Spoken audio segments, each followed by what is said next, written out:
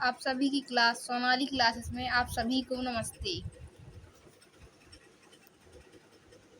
आज की क्लास में पढ़ेंगे हम 1 अगस्त की करंट अफेयर्स। माह कौन सा चल रहा अभी? श्रावण मास। तिथि शुक्ल पक्ष की अष्टमी तिथि है। वार कौन सा है? शुक्रवार। विक्रम संवत 2082, शक संवत 1947। पहले जीके का क्वेश्चन देखते हैं। गांधी जी से संबंधित इम्पोर्टेंट डेट्स। गांधी जी का जन्म कब हुआ? 2 अक्टूबर 1869 पोरबंदर के गुजरात में। गुजरात के पोरबंदर में। गांधी जी के पिता का नाम करमचंद गांधी, माता का नाम पुतलीबाई, पत्नी कस्तूरबा गांधी। गांधी जी के 4 पुत्र थे, हरिलाल, मणिलाल, रामदास, देवदास। नोट: जमनालाल बजाज थे, उन्होंने अपने पुत्र की उपाधि दी थी, उन्हें अपने 5वें पुत्र की उपाधि।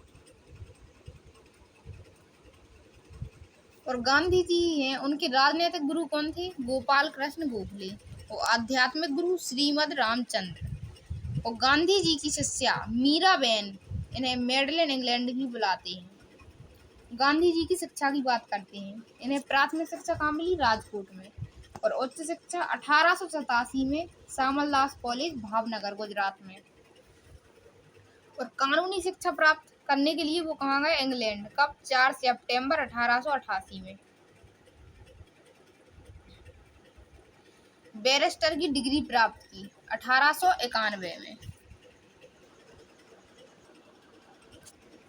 बैरिस्टर की डिग्री प्राप्त की कब? 1891 में।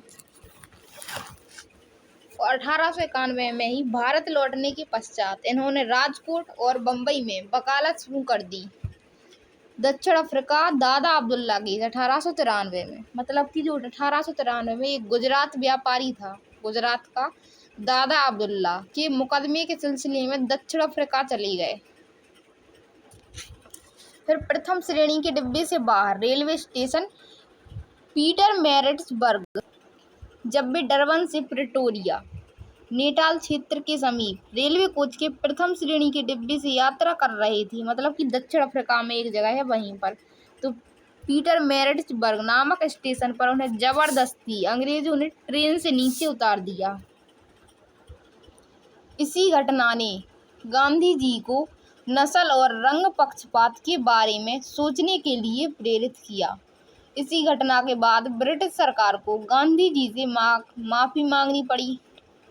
फिर 1894 में वहीं रहकर सामाजिक कार्य और वकालत का फैसला लिया।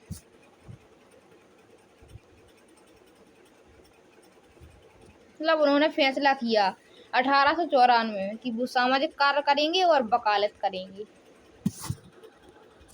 फिर गांधी जी ने दक्षिण अफ्रीका में भारतीयों के भेदभाव के खिलाफ लड़ने के लिए 1894 में नटाल इंडियन कांग्रेस की स्थापना की। नटाल इंडियन कांग्रेस की स्थापना कब की? 1894 में। और भारतीय राष्ट्रीय कांग्रेस ने 22 मई 1894 ईस्वी को गांधी जी को सचिव पद, मतलब कि सचिव के पद पर उन्होंने मनोनीत किया। 1896 में गांधी जी ने ब्रिटिश सेवा के लिए 1896 के मध्य गांधी जी दक्षिण अफ्रीका से भारत वापस आए। मतलब कि नटाल अफ्रीका से, नटाल दक्षिण अफ्रीका की एक जगह है, वहां से वापस आए। किंतु कुछ महीने ही बाद पुनः अपने परिवार के साथ दक्षिण अफ्रीका नटाल वापस चले गए। और 1899 में बोअर युद्ध हुआ, तो गांधी जी ने ब्रिटिश सेवा के लिए बोअर युद्ध में भारतीय एम्बुलेंस सेवा तैयार की। 1901 में क्या हुआ? दक्षिण अफ्रीका से भारत रवाना हुए। 1901 में भारत रवाना हुए तथा दक्षिण अफ्रीका में बसे भारतीयों को आश्वासन दिया कि वे जब आवश्यकता महसूस करेंगे वे वापस लौट आएंगे। मतलब कि जब दक्षिण अफ्रीका में जो भारतीय हैं उन्हें जरूरत पड़ेगी तो गांधी जी उनके पास वापस चले जाएंगे। गांधी जी ने 1901 में भारत में कलकत्ता अधिवेशन में प्रथम बार भाग लिया। 1903 में जोहान्सबर्ग में वकालत का दफ्तर खोला। फिर दक्षिण अफ्रीका में जाके 1903 में जोहान्सबर्ग में वकालत का दफ्तर खोला। और दक्षिण अफ्रीका में जर्मन शिल्पकार कालीनवाक की सहायता से फिनिक्स आश्रम की स्थापना कब की? 1904 में। महात्मा गांधी ने दक्षिण अफ्रीका में अपनी पहली पत्रिका, ये गांधी जी की पहली पत्रिका है, इंडियन ओपिनियन समाचार पत्रिका लिखी, जो कई भाषाओं में प्रकाशित होती थी, लेकिन उर्दू में नहीं। उर्दू में इसका प्रकाशन नहीं हुआ था। 1906 में आजीवन ब्रह्मचर्य का व्रत लिया। 1906 में ही अपना पहला सत्याग्रह दक्षिण अफ्रीका में एशियाटिक ऑर्डिनेंस के विरुद्ध जोहान्सबर्ग में अभियान किया। 1907 में ब्लैक एक्ट मतलब भारतीयों तथा अन्य ईसाई लोगों के जबरदस्ती पंजीकरण के विरुद्ध सत्याग्रह किया। 1908 में प्रथम बार जेल गए। क्यों सत्याग्रह किया था? 1908 में सत्याग्रह के लिए जोहान्सबर्ग में दक्षिण अफ्रीका में ही प्रथम बार गांधी जी जेल गए तथा दूसरी बार पंजीकरण प्रमाण पत्र जलाए गए तो पुनः जेल गए।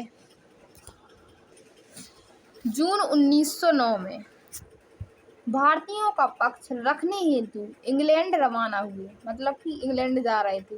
और नवंबर 1909 में दक्षिण अफ्रीका से वापसी के समय जल जहाज में, मतलब कि शिप में, हिंद स्वराज नामक पुस्तक लिखी। मई 1910 में गांधी जी ने जोहान्सबर्ग के निकट टॉलस्टॉय फर्म की स्थापना की।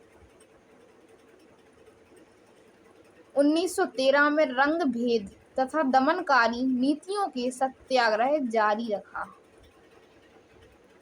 गांधी जी को आंदोलन की प्रेरणा कहाँ से मिली? लियो टॉलस्टॉय से। भूख हड़ताल की? रस्किन से।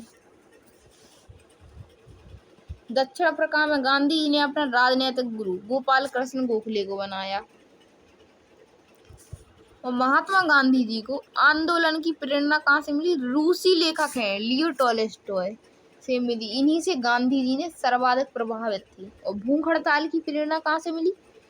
जर्मन विद्वान रस्किन से।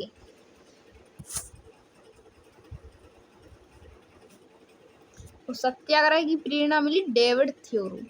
डेविड थ्योरो का ये पुस्तक या कुछ है, सिविल डिसओबीडियंस लेख है एक, सिविल डिसओबीडियंस, डेविड थ्योरो का। सलाहकार सचिव कौन थे गांधी जी के? महादेव देसाई।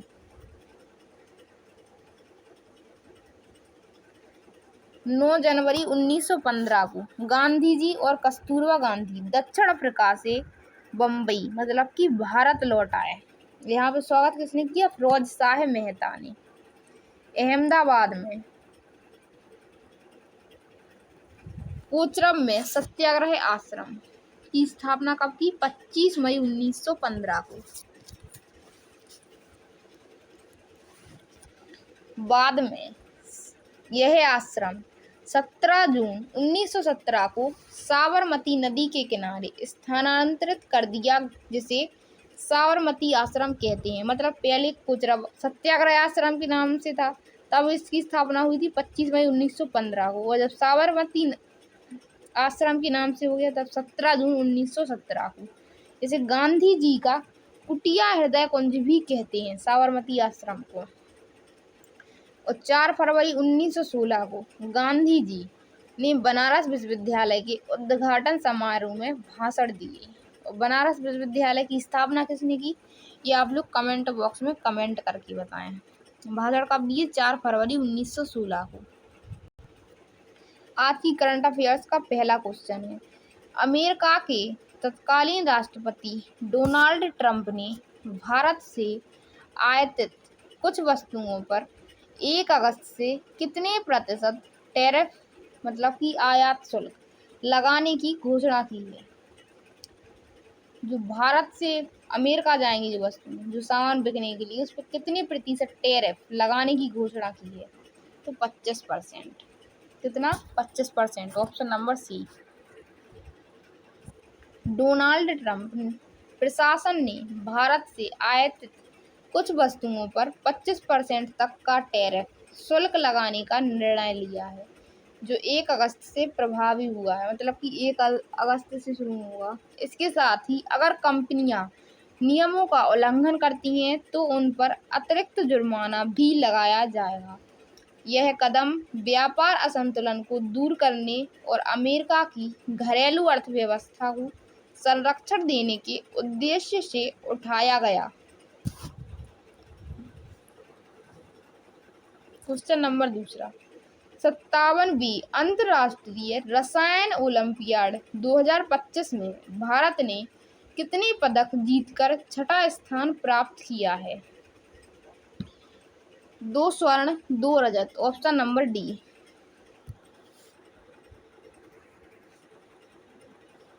गोल्ड मेडल विजेता मतलब किस किस की जीत हुई? गोल्ड मेडल विजेता कौन कौन है? देवेश पंकज भैया, ये कहाँ के हैं? महाराष्ट्र के जलगांव के निवासी। संदीप कुची, ये तेलंगाना के हैदराबाद के निवासी हैं। और सिल्वर मेडल विजेता जिन्हें सिल्वर मेडल मिला है या रजत पदक, वो है देवदत्त प्रियदर्शी, ओडिशा के भुवनेश्वर के। उज्जवल केसरी नई दिल्ली के निवासी हैं। क्वेश्चन नंबर 3, भारतीय रिजर्व बैंक आरबीआई ने जून 2025 में लगभग 4 क्विंटल सोना खरीदा। इस खरीद के बाद आरबीआई का कुल स्वर्ण भंडार बढ़कर लगभग कितना हो गया? Option number C 879.8 ton. भारतीय रिजर्व बैंक ने जून 2025 में लगभग 0.4 टन मतलब 4 क्विंटल सोने की खरीद की। इस खरीद के बाद आरबीआई का कुल स्वर्ण भंडार बढ़कर 879.8 टन हो गया। इसमें 2 हिस्से होते हैं। एक हिस्सा वह होता है जो आरबीआई की बैलेंस शीट में दर्ज होता है, लगभग 393.5 टन, और दूसरा हिस्सा वह है जो बैंक ऑफ इंग्लैंड और बीआईएस जैसी संस्थाओं के पास जमा होता है, लेकिन बैलेंस शीट में नहीं दिखाया जाता। आरबीआई से संबंधित करंट अफेयर्स मतलब अभी का क्वेश्चन है जीके का। हाल ही में आरबीआई के नए गवर्नर के रूप में किसे नियुक्त किया गया है 2025 में? आप लोग कमेंट बॉक्स में इसका आंसर बताएं। क्वेश्चन आप सभी के लिए। क्वेश्चन नंबर 4, उत्तर प्रदेश में पूर्ण 6 वर्षीय कार्यकाल पूरा करने वाली पहली महिला राज्यपाल कौन बनी? उत्तर प्रदेश में पूर्ण 6 वर्षीय कार्यकाल पूरा करने वाली पहली महिला राज्यपाल Anandiben Patel. Option number B.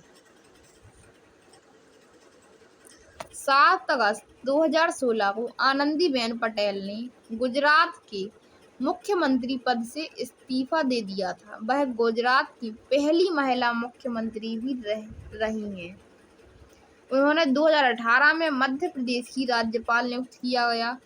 29 जुलाई 2019 को उन्हें उत्तर प्रदेश की राज्यपाल के रूप में कार्यभार संभाला। 2023 में आनंदीबेन पटेल ने उत्तर प्रदेश में 6 वर्ष का कार्यकाल पूरा कर इतिहास रच दिया। वह 6 वर्ष का कार्यकाल पूरा करने वाली उत्तर प्रदेश की पहली राज्यपाल बनी। उन्होंने कार्यकाल के दौरान छत्तीसगढ़ राज्य का अतिरिक्त प्रभार भी संभाला था।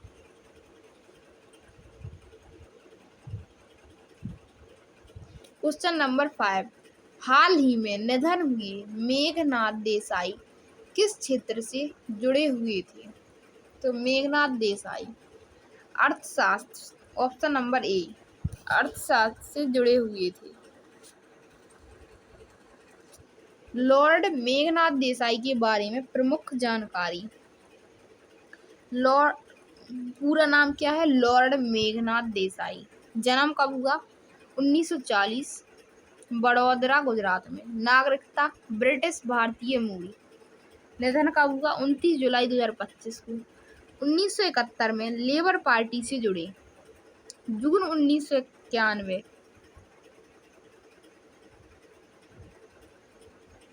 जून 1991 में हाउस ऑफ लॉर्ड्स के सदस्य बनी।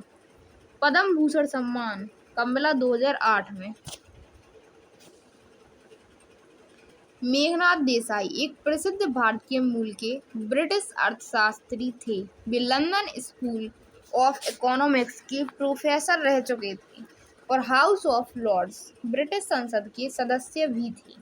उन्होंने कई महत्वपूर्ण आर्थिक विषयों पर लेख और पुस्तकें लिखीं। उनका योगदान विशेष रूप से विकासशील देशों की अर्थव्यवस्था को लेकर रहा। क्वेश्चन नंबर 6, जुलाई 2025 में किस देश के पूर्वी तटीय क्षेत्र में लगभग 8.8 तीव्रता का तेज भूकंप दर्ज किया गया है, जिससे सुनामी की चेतावनी भी जारी की गई है? तीव्रता का तेज भूकंप दर्ज किया रूस में। ऑप्शन नंबर बी रूस। जुलाई 2025 में रूस के सुदूर पूर्वी क्षेत्र कामचटका प्रायद्वीपीय में एक शक्तिशाली भूकंप आया, जिसकी तीव्रता 8.8 रिक्टर स्केल पर मापी गई। यह क्षेत्र भूगर्भीय दृष्टि से अत्यधिक संवेदनशील है और अक्सर यहाँ भूकंप आते हैं क्योंकि यह प्रशांत रिंग ऑफ फायर का हिस्सा है। भूकंप के बाद सुनामी की चेतावनी भी जारी की गई थी, हालांकि बाद में खतरा टल गया। दुनिया के 5 सबसे बड़े भूकंप रिक्टर स्केल के अनुसार। सबसे पहले आया था चिली बाल्देविया में 1960 में, इसकी तीव्रता थी 9.5। फिर अमेरिका के अलास्का में 1964 में, तीव्रता 9.2। फिर इंडोनेशिया के सुमात्रा में 2004 में 9.1 इसकी तीव्रता थी। जापान के तोहोकू में आया था 2011 में 9.1 इसकी तीव्रता थी। और कामचटका रूस का स्थान है, तब 1952 में आया था, तब इसकी तीव्रता थी 9.0। क्वेश्चन नंबर 7, हाल ही में सर्विस सिलेक्शन बोर्ड SSB के नए महानिदेशक के रूप में किसे नियुक्त किया गया है? सर्विस सिलेक्शन बोर्ड के नए महानिदेशक Sanjay Singhal, option number C, Sanjay Singhal को नियुक्त किया गया है। हाल ही में IPS अधिकारी, मतलब जो संजय सिंघल है वो एक IPS अधिकारी हैं, वो SSB सशस्त्र सीमा बल का महानिदेशक DG नियुक्त किया गया है। वह 1988 के बैच के उत्तराखंड कैडर के अधिकारी हैं। इससे पहले वे विभिन्न सुरक्षा एजेंसियों में वरिष्ठ पदों पर कार्य कर चुके हैं। उनकी नियुक्ति भारत नेपाल और भारत भूटान सीमाओं की सुरक्षा में महत्वपूर्ण भूमिका निभाने वाली एजेंसी SSB के नेतृत्व के लिए की गई है। क्वेश्चन नंबर 8, हाल के समाचारों में चर्चित कू में किस प्रकार की प्राकृतिक आपदा है? तो कू में किस प्रकार की प्राकृतिक आपदा है? उष्णकटिबंधीय तूफान। कू में क्या है? एक तूफान है। कू में एक टाइफून उष्णकटिबंधीय तूफान है जो हाल ही में दक्षिण चीन सागर में बना। इस तूफान ने फिलीपींस और चीन जैसे देशों को प्रभावित किया है। संघाई मौसम विज्ञान केंद्र ने 30 जुलाई को नारंगी अलर्ट जारी किया, जो कि दूसरी सबसे ऊंची चेतावनी श्रेणी मानी जाती है। क्वेश्चन नंबर 9, किस राज्य सरकार ने हाल ही में 7 अगस्त को सतत कृषि दिवस के रूप में मनाने की पहल की है, जो हरित क्रांति में योगदान देने वाले वैज्ञानिक को समर्पित है? तो सतत कृषि दिवस 7 अगस्त को कौन सा राज्य मनाएगा? Maharashtra. Option number A. Maharashtra सरकार ने कृषि क्षेत्र में स्थिरता और जागरूकता को बढ़ावा देने के उद्देश्य से 7 अगस्त को प्रतिवर्ष सतत कृषि दिवस सस्टेनेबल एग्रीकल्चर डे के रूप में मनाने की घोषणा की है। यह दिन विशेष रूप से डॉक्टर एम.एस. स्वामीनाथन को समर्पित है, जिनका योगदान भारत की हरित क्रांति में उल्लेखनीय रहा है। इस दिवस का उद्देश्य किसानों को टिकाऊ कृषि पद्धतियों को अपनाने के लिए प्रोत्साहित करना है। भारतीय सेना ने जुलाई 2025 में दिव्य दृष्टि नामक उन्नत तकनीकी अभ्यास कहाँ आयोजित किया है? तो दिव्य दृष्टि नामक उन्नत तकनीकी अभ्यास सिक्किम राज्य में, ऑप्शन नंबर बी, सिक्किम राज्य में आयोजित किया गया है। भारतीय सेना ने जुलाई 2025 में पूर्वी सिक्किम के ऊंचाई वाले क्षेत्र में दिव्य दृष्टि नामक एक उन्नत तकनीकी अभ्यास आयोजित किया। यह अभ्यास सेना की त्रिशक्ति कॉर्प्स द्वारा आयोजित किया गया है। इस अभ्यास का उद्देश्य था युद्ध क्षेत्र की जागरूकता, बैटलफील्ड अवेयरनेस, प्रतिक्रिया गति में सुधार, सेंसर टू शूटर क्षमताओं का सफल परीक्षण करना। यह अभ्यास वास्तविक युद्ध स्थितियों का अनुकरण करके किया गया, जिससे सेना की तत्परता का मूल्यांकन किया गया। सभी क्वेश्चनों का दोबारा से रिवीजन करते हैं।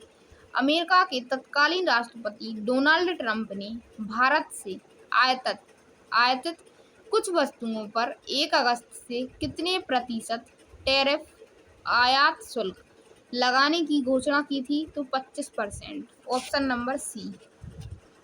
क्वेश्चन नंबर दूसरा 57 बी, अंतर्राष्ट्रीय रसायन ओलंपियाड 2025 में भारत ने कितने पदक जीतकर छठा स्थान प्राप्त किया? ऑप्शन नंबर डी, 2 स्वर्ण और 2 रजत। क्वेश्चन नंबर तीसरा, भारतीय रिजर्व बैंक आरबीआई ने जून 2025 में लगभग 4 क्विंटल सोना खरीदा। इस खरीद के बाद आरबीआई का कुल स्वर्ण भंडार बढ़कर लगभग कितना हो गया? तो 879.8 टन। क्वेश्चन नंबर चौथा, उत्तर प्रदेश में पूर्ण 6 वर्षीय कार्यकाल पूरा करने वाली पहली महिला राज्यपाल कौन बनी? आनंदीबेन पटेल। क्वेश्चन नंबर 5, हाल ही में निधन हुए मेघनाथ देसाई किस क्षेत्र से जुड़े हुए थे? Option number A, Meghnath Desai अर्थशास्त्र के क्षेत्र से जुड़े हुए थे। क्वेश्चन नंबर 6, जुलाई 2025 में किस देश के पूर्वी तटीय क्षेत्र में लगभग 8.8 तीव्रता का तेज भूकंप दर्ज किया गया, जिससे सुनामी की चेतावनी भी जारी की गई थी? तो रूस में 8.8 तीव्रता का तेज भूकंप दर्ज किया गया। कहाँ पर? रूस में, option number B. Question number 7, हाल ही में सर्विस सिलेक्शन बोर्ड एसएसबी के नए महानिदेशक के रूप में किसे नियुक्त किया गया? तो एसएसबी के नए महानिदेशक संजय सिंघल को नियुक्त किया गया। क्वेश्चन नंबर 8, हाल के समाचारों में चर्चित कू में किस प्रकार की प्राकृतिक आपदा है? कू में एक प्रकार का उष्णकटिबंधीय तूफान है। Option number B.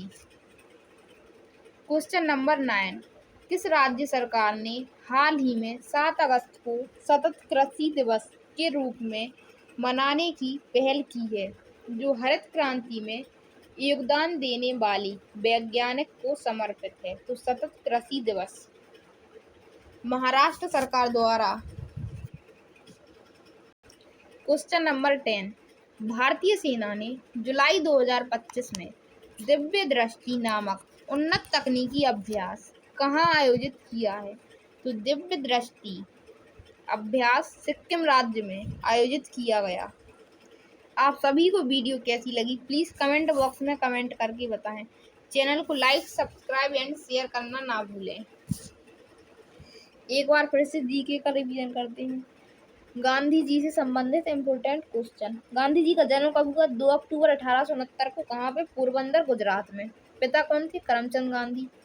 माता पुतलीबाई। पत्नी कस्तूरबा गांधी। 4 पुत्र थे। कौन कौन? हरिलाल, मणिलाल, रामदास, देवदास। और जमनालाल बजाज को उन्होंने अपने 5वें पुत्र की उपाधि दी थी। गांधी जी के राजनीतिक गुरु कौन थे? गोपाल कृष्ण गोखले। आध्यात्मिक गुरु कौन थे? श्रीमद रामचंद्र। गांधी जी की शिष्या कौन थी? मीराबेन। इन्हें मेडल इन इंग्लैंड भी कहते हैं। गांधी जी की शिक्षा से संबंधित प्राथमिक शिक्षा कहाँ पे हुई? राजकोट में। उच्च शिक्षा भावनगर श्यामलदास कॉलेज में। कब? 1887 में। कानूनी शिक्षा प्राप्त करने के लिए गए कब गए वो? 1888 में। कहाँ गए? इंग्लैंड चले गए। बैरिस्टर की डिग्री प्राप्त की कब? 1891 में। दक्षिण अफ्रीका दादा अब्दुल्ला का केस लड़ने के लिए कब गए? 1893 में।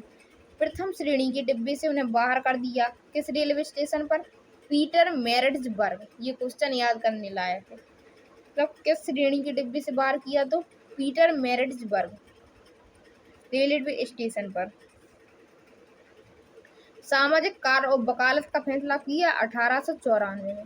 और दक्षिण अफ्रीका में नटाल इंडियन कांग्रेस भारतीयों के भेदभाव के खिलाफ इसकी स्थापना कब की?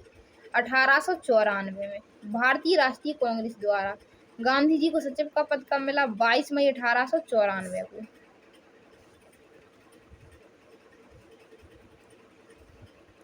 नटाल अफ्रीका वापस आ गए वहां से। फिर कुछ महीनों बाद अपने परिवार सहित चली गई। कब? 1896 में। बोअर युद्ध में भारतीय एम्बुलेंस सेवा दी गांधी जी द्वारा 1899।